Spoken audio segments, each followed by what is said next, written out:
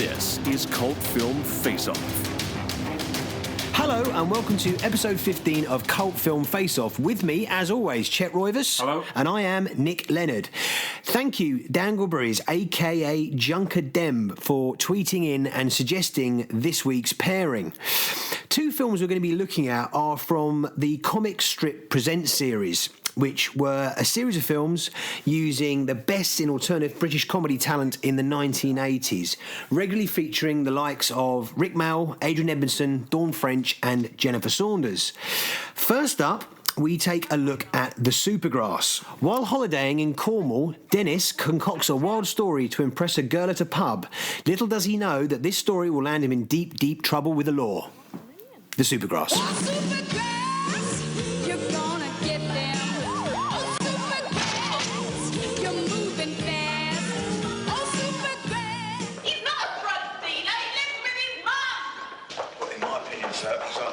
Very stupid or very, very clever. You know the meaning of the term Queen's evidence?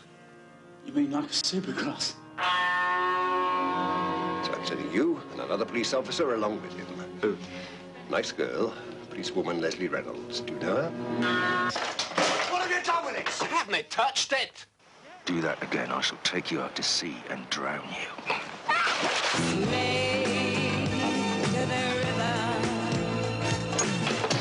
Drugs? It's none of your business. How'd you get into plain clothes? Someone sees a squeezy bottle out in the ocean and thinks, hello, there's £500,000 tied to it. A bit unlikely, wouldn't you say? Yes, very unlikely.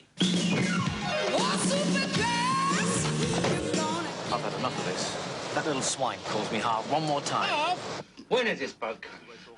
Look, I know this sounds unconvincing. It's all been a big mistake! So, the Supergrass.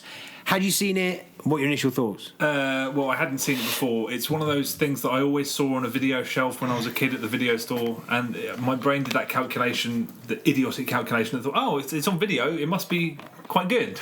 And it's not quite good at all. I mean, you hadn't seen it either. I'd never seen it, but the same as you. I remember seeing it in video shops, and I think it's the only comic strip film that is actually a feature film. Yeah, it's officially, yeah. I mean, it was shot for TV, and they basically elongated it, so it's... And that's what it feels like, to be honest. But yeah, it's the only theatrically released comic strip film. There's a huge amount of padding in this film. It exactly feels like a sort of 45-minute TV episode, sort of stretched out to feature length. I mean, Adrian Edmondson's quite good. I mean, considering that his repertoire consists basically of yelling. It's great. It's quite refreshing to see him in a role where he isn't using his Vivian or Eddie from Bottom's voice. Yeah. He's quite restrained, which was quite refreshing. Yeah, I agree. And also, he kind of looks a bit dashing. Yeah, in a way, a bit suave. He kind of looked the part. Yeah, I agree. There were initially things that I found amusing. I think the way the plot starts in what normally would have been a convoluted sting operation. He tells a lie, essentially, to himself, and then immediately a policeman turns up and says, right, you're going to jail, which is quite a funny setup for a film. Did you notice he was arrested by two policemen, Michael Elphick and another actor? Did you recognise that other actor? No. Okay, his name's Patrick Durkin. Yeah. He's got over 100 credits on IMDb. He's passed away now, but he had quite a varied career. Primarily, it was bit parts and stuff, but his face is forever burned in my memory because he's the guy that gets out drunk by Karen Allen at the beginning of Raiders of the Lost Ark when they're having that drinking contest. Oh, fuck, right. Yeah, as soon as I saw his face, I know, it rang a bell, but I couldn't picture where I knew him from. Yeah, that was him. And then, again, in terms of things that were amusing, after that, a Scotland Yard detective is introduced who it's explained later, but initially they don't explain why. He's just dressed as Dracula. Seems kind of anarchic. Yeah, at least I could understand it recognisably as a joke. There is the odd good line of dialogue, but overall it's really strained and really desperate. I mean, I think the nadir of the film is a bit where Alexei Sayle pulls them over as like a motorcycle cop. and he starts prancing around to illustrate that they're driving on the wrong side of the road, and then all of a sudden he plays the role of the needy underling who's looking for career advice. Really obvious stuff. And it's quite a badly made film as well. It's really badly edited. It's like they didn't get enough footage. I mean, characters go from sitting to standing with a shot change. There's a chase scene which triggers some fast music, but then it lasts 20 seconds. I mean, maybe that was a joke, but it just seemed to me like they didn't have enough footage. And there's also a car accident which is really scrappily done, in which a car goes from moving to station. There's not enough coverage. It just felt a bit amateurish in the way it was kind of pasted together. Yeah, really.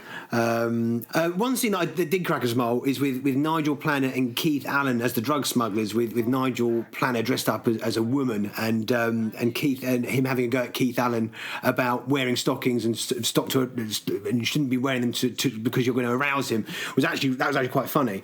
It's just a shame that most of the screen time is hogged up with Richardson, Edmondson and Saunders, which is just gag-free, dull, inane dialogue. Yeah, really. The gag you talked about with him sort of getting turned on by his compadre wearing stockings. I mean, it was reasonably well done, but the gags are so dated because what the humour amounted to is like, isn't it funny that one's gay and one's a transvestite? But at least it was a gag. At least it was a gag. There was hardly any gags in this film. No, but the whole thing's like, look, one's gay, one's a transvestite. Isn't that funny? Haha! Adrian Edmondson's character has never had sex before. Isn't that funny? And then how many times do you masturbate? Yeah. I mean, really, a really childlike kind of sort of stuff you'd titter at if you were really young. Yeah, and then Robbie Coltrane's the woman who runs the hotel he's staying in is like some spinster woman who wants to get laid. And Play my violin. Yeah, it's just rubbish. I mean, there is one good shot. There's one good shot in this movie, and that's with Robbie Coltrane when he's walking through the waves that are the spit of the waves is covering, accompanied to Frankie Goes to Hollywood, Two Tribes Go to War. It's a completely pointless scene, but it was pretty cool. Yeah, I saw a lot of that online because I was looking online to see what people thought about this, and there is a lot of love for this, and that's something that I just do not understand. The IMDb, I don't think anyone gives it below an 8 out of 10. Yeah, it is. That's something I don't get, because when it finished, I was so confident that it was never good at any point. But I found a review on Amazon, a really well argued, articulate review, where the guy says, "I don't understand why this isn't held in the same regard as With None Alive." Oh, shut up! Yeah, really. I was just like, okay, you've lost me there, mate. I'm sorry. That's fucking outrageous. Yeah, it doesn't make any sense. It's because it's so light on jokes. There's just not many jokes. Well, I read a review when a guy was going deep into it, going, I've watched this. You could watch this film 30 times and still not get whether Adrian Edmondson's character is he in on it or is he not in on it. That's never in question. I think you need to be seeking medication if you've watched this film 30 times. Yeah, yeah, no doubt. I mean, it's a 45-minute TV episode that probably wasn't great in the first place. Elongated out. Hardly anything happens. It's quite boring. I mean, even in a chopped down form, it would actually be easier to view it as some kind of drama rather than a comedy. If I was to ask you in 2 months' time what this film was about, I think it'd be. Well, I have no doubt by the end of the weekend I probably won't know. Exactly. There's just nothing. There's nothing that sticks. No, they don't go out on a limb with anything either. It's like, I don't really get how anyone had the gumption or the enthusiasm to make it in the first place. It kind of reeks of something that was made because everyone's contractually obliged to do it. It's funny that Rick Mel is not in it. Oh, of course, I never even noticed that. Of course he is. And it's just weird that this is the film that got the feature film release. Yeah, and also it was released in the United States and made a grand total of $1,818. I can't believe anyone saw this and thought it would do well in America. They must have heard about the success of the comic strip and thought, okay, there's a film out, it's done okay. I assume it did okay here because of the names attached to it, but the fact that it opened in cinemas in America is completely fucking baffling. That's completely bizarre. Yeah, the plot is barely existent and it doesn't go anywhere. There's hardly any jokes and it just drags. Some nice aerial shots of the Cornish coast. I suppose so. I mean, I'm really... There's nothing to lift this from the shit that it's kind of way down in, because it is shit. There is no point in seeking the this. central conceit isn't overtly funny anyway. No, there's no gags. No, For a comic strip presents is 1 hour, 90 minutes long. I cracked a smile at one scene. That is a slog of a film to get through. Yeah, I didn't even get that from it. I found it hard. I felt about as invested in it as everyone in it because there's no energy. It's really low energy. It's really. It's a nothing. It's interesting seeing how flat. And I get he's meant to be like the cold-faced cop, but he didn't look like he wanted to be there. Richardson, which is weird because I think he definitely directed it and he wrote it as well. I think. Yeah, that's odd. Yeah, it's not. It's a really weird. Do you think it's a tax write-off?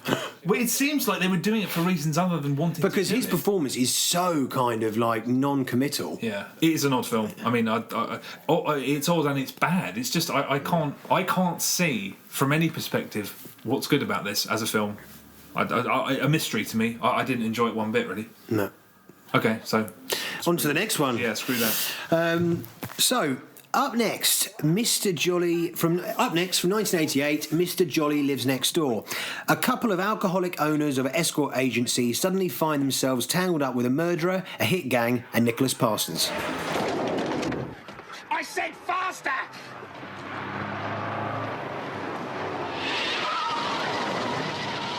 Oh my God! Get me out of here! Get me out of here quick before I shit my pants! Too late! Right, okay, so Mr. Jolly Lives Next Door. Had you seen it before? Had you heard of it? No, never heard of it, never seen it. It was suggested to us on Twitter, as you said, and I'd heard of it. I saw that it was accompanied by, I think, a picture of Adrian Ibsen and Rick Mail. So I hadn't heard of it. When I pointed this out to you, or when you'd seen it, you were immediately sceptical. And as we were both fans of Bottom, I was surprised that you were immediately like, I bet it's terrible. Why were you sceptical straight away? I was sceptical because alarm bells were ringing that I'd never heard of it. Yeah, right. I thought, I've never heard of this. I've even heard of the stuff that didn't work too well when they paired up together, Filthy Rich and Cat Flap, which wasn't very good. So I thought, this is surely going to be really bad because it's been forgotten in the depths of the 80s. Yeah. I was actually really surprised by it. Really? I mean, this compared to the Supergrass, this had gags. Yeah, this had gags that were. It's directed by Stephen Frears, who went on to do some really great things. The Grifters, High Fidelity, and The Queen. So, Richard and Eddie, the early years. Yeah, right. What did you think? I liked it more than I expected, but I didn't love it or anything like that. It's still so dated by the fact that it's just supposed to be funny that they're alcoholics and there's cross-dressing again, that someone's wearing a dress. OTT doesn't even cover it. I mean, it's so ridiculously over the top and it's so loud. One thing I thought was interesting is that when you go back and look at the young ones where this lot essentially formed, television in that era was still relatively restrained, relatively sort of quiet. And there's a joke in the young ones that one of them doesn't shout, and it's just relentless shouting. If you look at an episode of the young ones, it's just people yelling, and this is very similar. Everyone's just shouting constantly, and back then that must have seemed like the... Yeah, I think the scenes in the young ones where it was shouting was just when it was like Rick Mail and Adrian. But they were basically the main characters, weren't they? Yeah, but if you rewatch, I mean, I've got they've not aged, they've not dated very well, the young ones, but there's some really good stuff in old young ones episodes. But even now, comparing it to other television at the time, you can see how it must have felt completely fresh and original. That people would. There's an anarchic comedy. I mean, Adrian Ibsen is very shouty as Vivian, and him and Rick would just shout at one another. Yeah. And this is kind of similar. It's so loud, and I found that a little bit wearing. Yeah. Whereas I can appreciate back then, it felt like what would have been nice. What they did very well in the young ones actually is when they did the kind of left field stuff where they'd focus on like a plate of vegetables, and one of the characters would put his plate down like a carrot, and then it would zoom down into a relationship between the carrot and the potato. Could you ever love a cripple? All that kind of stuff, which is quite funny, but it hasn't dated very well at all. At the time, it was obviously very political, and Ben Elton. It is really shouty. This film. I mean, there is a scene in the toilets where all they are doing. You can't hear what they're saying at one another. They're just shouting and shouting and shouting. Then they fall over in a load of piss by the urinals. Yeah. It does get to those heady points of just like, well, I can't. This is like two hyperactive school children who've just been given all the fucking toys in the box to play. And again, I can see how vastly different that was, and that had an appeal back in the day. But this started to just wear me down a little bit. There's little morsels, little small bits, the odd line, the odd sight gag. I mean, there was some really funny slapstick. The diving out of the window was funny. The window. This is very much like there's gags that have been rehashed and done in Bottom. With the window coming down on the fingers. I thought the concept itself was actually quite a funny concept. The fact that you've got these two alcoholic escort owning guys who run the escort agencies called Dreamy Time Escorts. Dreamy Time Escorts, guaranteed to, what was their tagline? I can't remember. Always a good finish? What is I can't remember. They go all the way. Oh, right, sounds right, yeah. And what they basically do is they lure businessmen who think they're getting a sexual service, and they turn up to their hotel and then basically go take them out drinking all day. Yeah. That's actually quite funny, yeah. And when it's kind of condensed into that montage where Adrian is going Winston Churchill and who's that, Dick Turpin and everything, and take them to the pubs and that's actually quite funny. Yeah. When they go to the hotel, they pick up the Japanese guy and they basically just keep taking money out of his wallet. They keep taking till they go to a late night, which is such a weird themed bar. It's like all the women are dressed as white squalls. Yeah, right. And they spend £3,000 that night on gin. Yeah. And then they go out to take the guy home, and then basically there's just this prolonged scene that lingers on the Japanese businessman, the elderly Japanese businessman, just bawling his eyes out at the wheel of the car, which is kind of how I felt I was going to feel if the tone of the loudness and shoutiness of the first 5 minutes of the film was going to be sustained. The beginning is really tough. The beginning is tough to get through because they are yelling all of their lines of dialogue. Yeah, no doubt. There were little looks from characters that really had me laugh. The Japanese businessman crying in the car, I was really laughing at. I thought that was really funny. The way that they drive into the pedestrian who's waiting outside of the Holistic Hotel before they go and pick him up, that was brilliant. Yeah. The stuff they tried too hard at, that's the stuff that kind of just went over my head and I didn't find that funny. Yeah, it was more the stuff that was sort of, well directed. So the anything involving the window, really. The first murder with them on the other side of the glass, I thought that was well done. And there's another. Peter Cook's great in it. It's a shame he's not in it more. I thought he was one of the main characters. Peter Cook is brilliant at it. Just the fact that he plays a mass murderer who butchers his victims and accompanied by Tom Jones hits. Yeah, I mean, that's brilliant. Yeah, and I like the line "another French bastard." That was a funny joke. But yeah, it's so hard to judge it fairly because comedy advances so quickly, and the anarchic stuff. Actually, I noticed a joke in this, which I saw in The Simpsons, where that kindly old couple run off the road and then their car just explodes. Oh no, that made with Dawn French was the passenger. Yeah. That made me laugh. But that literal joke when Hans Molman, I just made my last payment. That's exactly that joke. So the composition of that scene was making me laugh from the off because he's just got this constant this smug shit-eating grin with Dawn French going, "Oh, we're so happy to go and see Nicholas Parsons." I was giggling throughout that whole scene, and it culminates obviously the car blowing up. I was like, that was a great little scene. But the setup is classic farce, whereas the Supergrass is not. I don't even know what that is. This is recognisably a comedy from all angles. There were moments where I was as baffled by it as I am by stuff like the Carry On films, but there were laughs in it, and I think that it was clearly directed by a guy who was going places. Because the murders in particular, I thought they were really well done. But there's so much yelling. I just wish it wasn't so shouty. There was what I found quite funny. You look at Richardson's character in the Supergrass, which is kind of just non-existent compared to how he plays this. He plays the leader of a white leisure suit wearing leader of a hit gang who is absolutely in love with his car that keeps getting dented and he's crying at the side of it. Yeah. He's a brilliant comedy character. I love it when he goes to take him out and they went, well, we did take him out. We took him out to they went take him right out and he goes, what, to Dorking? That's brilliant. Really funny. I mean the hit gang, I mean it is quite true. The hit gang, the fact that it's like what you'd imagine a 10-year-old's interpretation of what a hit gang would do. £3,000 in an envelope with "you must kill Nicholas Parsons." I mean, it's really childlike. It's completely unsophisticated, and like the young ones, it hasn't aged very well. But it is interesting to see the kind of the development of where Rick Mayall and Edmondson would be 10 years later when playing their characters in Bottom, which is them honing those two characters to the best of their abilities. Bottom is great. And it zipped by really quickly. It kind of ended. I was like, oh, that felt a really nice, concise, 45, 50, punchy 50 minutes. I think that we should point out that this isn't actually a film. It wasn't theatrically released. They always describe the comic strip episodes as films, but it's only a 45-minute sort of TV episode. But there is stuff in there that's good. It's not a great film by any stretch of the imagination, but certainly for Aid Edmondson, Rick Mail purists, search it out. I wouldn't say I liked it because there was too much that either baffled me or that I just found obnoxious. But it was passable. It was passable fare, and it was a hell of a lot fucking better than the Supergrass. Did it inspire you? Do you want to go and look at more comic strips? Not really, no. No, that's where I am. My feeling is they're all going to come off as a bit dated and very of their time, with the occasional gag that lands. But to sit through something 45, 50 minutes and they are. What's good about Mr. Jolly is that they're trying gags all the time. Yeah. It's kind of relentless, and 1 in every 10 maybe hit.